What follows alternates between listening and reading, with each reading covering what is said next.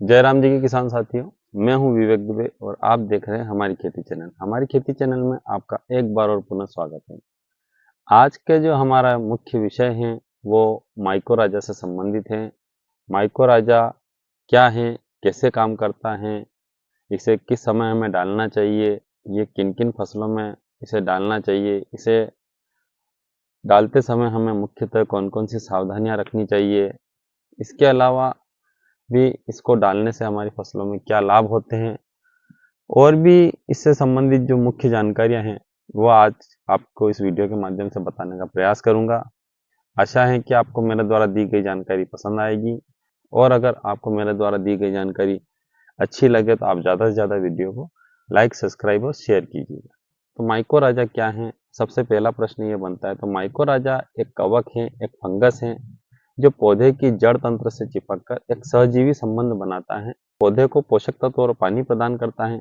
बदले में पौधे से प्रकाश संश्लेषण की क्रिया के द्वारा जो शर्करा बनती है वो लेता है। तो ये एक आदान प्रदान वाली क्रिया है।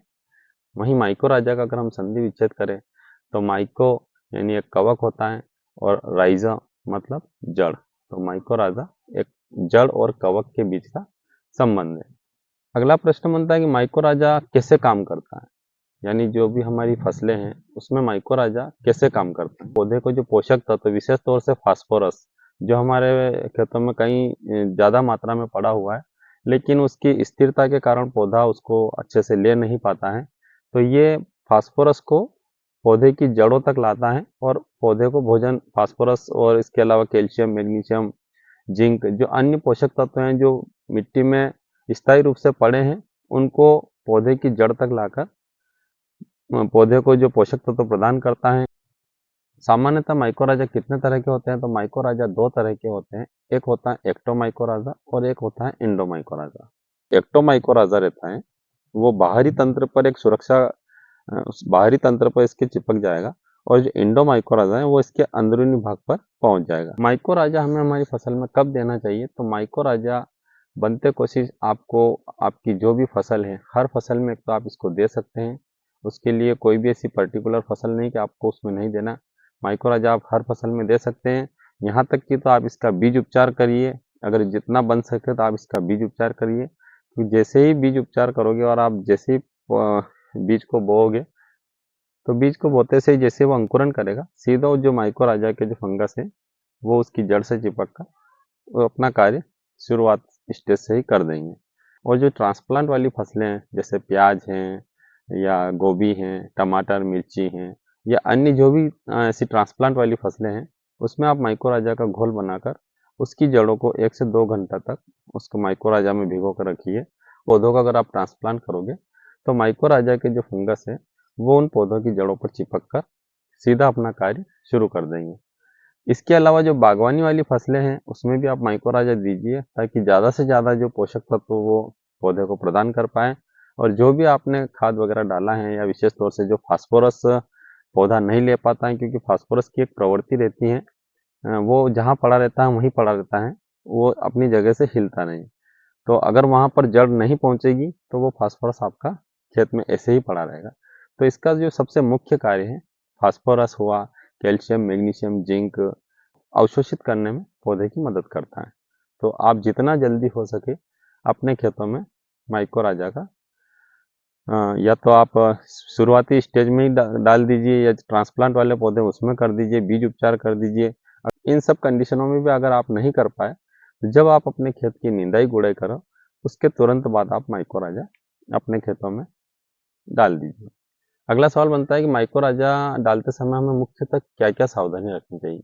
तो किसान मित्रों ये सबसे बड़ा और सबसे आवश्यक सवाल है कि जितने भी जैव फंगस है, क्योंकि ये एक जैव फंगस है, इसमें जीव हैं और ये सहजीवी संबंध बनाता है। तो जब भी हम कोई ऐसे जैविक फंगस हुई या जो जैविक ट्राइकोडर्मा हुआ या सुडोमोनास हुआ, माइकोराजा हुआ, जो भी ऐसे जैविक फंगस वाले जो प्रोडक्ट हम डालते हैं उन्हें डालते समय हमें मुख्यतः यही सावधानी रखनी है कि उसके 15 दिन पहले और 15 दिन बाद आपको कोई भी रासायनिक स्प्रे नहीं करना है या ऐसा कोई रासायनिक फर्टिलाइजर आपको नहीं देना है जिससे या ऐसा कोई रासायनिक तत्व आपको ज़मीन में नहीं डालना है तो सबसे पहले इसको डालते समय हमें मुख्यतः यही सावधानी रखनी है कि इसको आप जब भी अपने खेतों में डालो तो 15 दिन पहले और 15 दिन बाद तक आपको कोई भी रासायनिक स्प्रे नहीं करना है, तो आप इसका पूरा लाभ ले पाएंगे।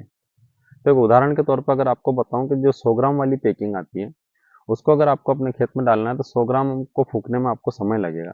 तो उसका सबसे बढ़िया उपाय यही है कि आप जो आपके पास पुरानी जो गोबर की खाद है सड़ी हुई अच्छी, या जो केंचुए की खाद है, उसमें आप इसको अच्छे से मिलाइए।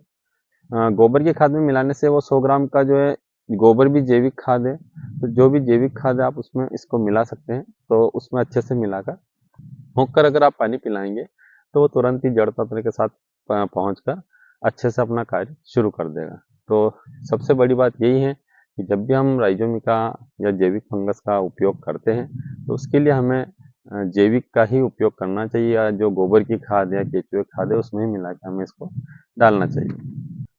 अगला प्रश्न है कि माइको राजा ही हमें क्यों डालना चाहिए? माइको राजा डालने से क्या फायदे हैं? तो किसान मित्रों, माइको राजा डालने से हमें एक नहीं बल्कि कई फायदे हैं।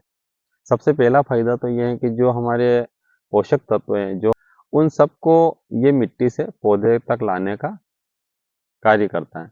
उसके अलावा ये जो हमारे पौधे को सूखे सहन करने की क्षमता बढ़ाता है। जैसा अगर ये सारी चीज़ें पौधे को मिलेगी तो पौधा स्वस्थ रहेगा, उसकी प्रतिरोधक क्षमता बढ़ेगी। उसके अलावा सबसे इसका मुख्य कार्य है कि जो वर्तमान में जो मिट्टी की उपजाऊ क्षमता कम हो रही है, तो ये मिट्टी को उपजाऊ भी बनाता है। इसलिए माइकोराजा को आपको हर फसल में डालना चाहिए। हर फसल में आप डालेंगे तो जो भी आपने खाद वगैरह दिया है तो उसको तो ये पौधे को देगा ही सही, पानी भी देगा ही सही, लेकिन सबसे खास बात कि ये आपकी मिट्टी को उपजाऊ बनाएगा। तो किसान मित्रों, हमें किस कंपनी का माइकोराजा लेना चाहिए? तो अ, जो एफसीओ के अनुसार जो माइकोराजा की जो गाइडलाइन बता रखी है उसमें मुख्यतः जो बता रखा है जो 10 स्पोर्स प्रति ग्राम होना चाहिए। वहीं आईपी में बता रखा है तो 1200 आईपी प्रति ग्राम होना चाहिए। तो यहाँ पर माइकोराजा को स्पोर्स और आईपी के अंतर्गत बता रखा है, तो मिनिमम ये रहना चाहिए। तो जैसा कि मेरे पास पीएससी कंपनी का माइकोराजा है, इसमें यहाँ पर जो बता रखा है, अगर इसमें स्पोर्स की बात करें तो यहाँ 1200 प्रति ग्राम, इस 100 ग्राम में स्पोर्स हैं, यानी कि 100 ग्राम के डिब्बे में जो 1,20,000 स्पोर्स हैं। वहीं अगर इसमें आईपी की बात करें तो इसमें 3,000 प्रति ग्राम आईपी है, और यानी कि जो 100 ग्राम के डिब्बे में है 3 लाख आईपी है। तो मिनिमम यहाँ पर आईपी 12, आईपी भी बहुत अधिक है, 1200 से कई गुना अधिक है, 3 लाख के समथिंग आईपी है। तो मेरे हिसाब से इस कंपनी का प्रोडक्ट बहुत ही बेटर है, और आप भी इसका उपयोग एक बार अपने खेतों में कीजिए, अपने फसलों में कीजिए, और ज़्यादा से ज़्यादा इसका लाभ लीजिए। वहीं इसके डोज की बात करें तो ये 100 ग्राम का जो पैकिंग है ये 1 एकड़ के लिए पर्याप्त है, और डालने का तरीका मैंने आपको इसमें बता ही दिया है। इसको किसी भी जैविक खाद के साथ मिलाकर इसको अपने खेतों में डालिए। आशा करता हूँ कि आपको मेरे द्वारा दी गई जानकारी काफ़ी अच्छी लगी होगी। आगे भी इसी तरह के वीडियो में बने रहने के लिए वीडियो को लाइक, सब्सक्राइब और शेयर करना ना भूलें। जय श्री राम।